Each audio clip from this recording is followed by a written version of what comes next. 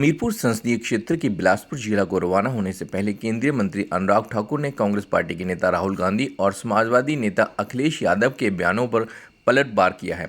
अनुराग ठाकुर ने कहा कि कांग्रेस नेता राहुल गांधी की सोच देश को कमजोर करने की है। हमीरपुर में बातचीत करते हुए अनुराग ठाकुर ने राहुल गांधी के द्वारा परमाणु हथियार कम करने के बयान पर तंज कसते हुए कहा कि जब कांग्रेस सत्ता में थी तब हथियारों के नाम पर दलाली करती थी और अब सत्ता से बाहर होने के बाद देश को कमजोर करने के लिए इस तरह के बयान दे रही है। उन्होंने कहा कि कांग्रेस पार्टी ने तुष्टीकरण की नीति अपनाई है और कांग्रेस शासित कर्नाटक में जहां पाकिस्तान जिंदाबाद के नारे लगाने के अलावा बम विस्फोट होते हैं, लेकिन कांग्रेस चुप बैठी है। उन्होंने कहा कि विश्व की स्थिति को देखते हुए भारत को सैन्य शक्ति को मजबूत करने की आवश्यकता है, लेकिन कांग्रेस के बयान देश को कमजोर करने के लिए दिए जा रहे हैं। लोकसभा चुनाव में भाजपा 150 सीटें भी नहीं जीत पाएगी के बयान पर पलटवार करते हुए उन्होंने कहा कि 2007 के चुनाव में भी राहुल गांधी और अखिलेश यादव ने इकट्ठे होकर चुनाव लड़ा था और जनता ने उन्हें साफ कर दिया था कि देश की जनता इन भ्रष्टाचार करने वालों के खिलाफ है और उनका सफाया होना तय है। उन्होंने राहुल गांधी पर तंज कसते हुए कहा कि इन चुनावों में भाजपा का लक्ष्य 400 पार करने का है, जबकि कांग्रेस का लक्ष्य 40 सीटों से अधिक जीतने का है। अखिलेश यादव की मोदी के गारंटी के बयान पर केंद्रीय मंत्री अनुराग ठाकुर ने कहा कि विपक्ष को प्रधानमंत्री नरेंद्र मोदी की गारंटी चुभ रही है, क्योंकि प्रधानमंत्री नरेंद्र मोदी को जनता का आशीर्वाद मिल रहा है। उन्होंने कहा कि प्रधानमंत्री की गरीब कल्याण योजना के चलते करोड़ों लोगों को लाभ पहुंचा है। उन्होंने कहा कि विपक्ष के पास ना नेता है और ना नीति है, उनकी नीयत में भी खोट है, जिसके चलते जनता प्रधानमंत्री के साथ खड़ी है। ये इंडी गठबंधन के सहयोगी दल और ये शहजादे दोनों ये तो यही चाहते हैं, लेकिन इनके मंसूबे कभी पूरे नहीं होते।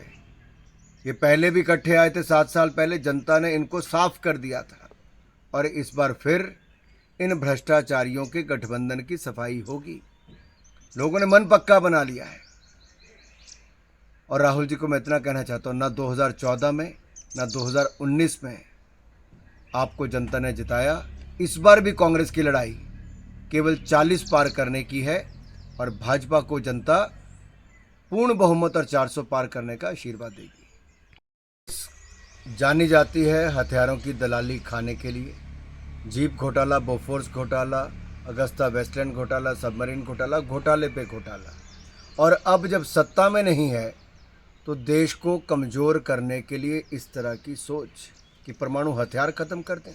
जब दुनिया के कुछ हिस्सों में युद्ध स्थिति है, वहाँ पे शांति नहीं है, जहाँ देश को और मजबूत भारत को होना चाहिए, वहाँ कांग्रेस देश को कमज़ोर करने की सोचती है।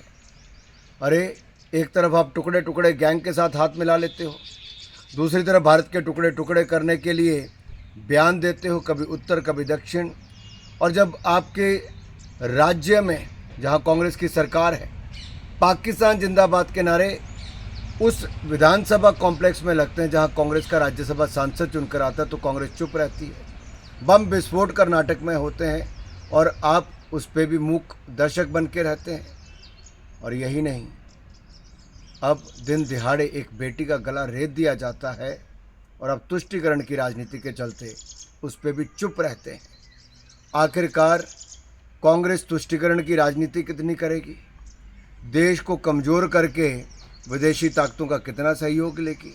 क्योंकि इनके बयान उन लोगों से मिलते हैं जो भारत को कमज़ोर देखना चाहते हैं। राहुल गांधी जी, वोट की राजनीति के लिए इतना मत गिरो कि देश को ही कमज़ोर करना शुरू कर दे। बात स्पष्ट है, विपक्ष को चुभ रहा है क्योंकि जनता मोदी जी को आशीर्वाद दे रही है।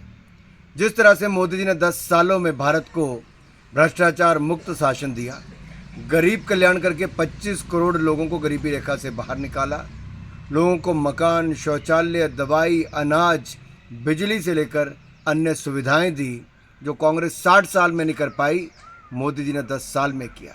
अब विपक्ष के पास ना नेता है, ना नीति, और नीयत में भी खोट है।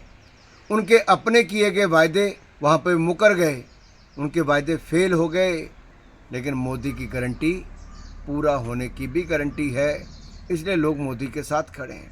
और ये मोदी जी जो लगातार एक एक पल देश के लिए जीते हैं, देश की पाई पाई बचाई और गरीब की भलाई के लिए लगाई भी, तो इन लोगों को समझ में नहीं आ रहा विपक्ष को कि करें तो क्या करें।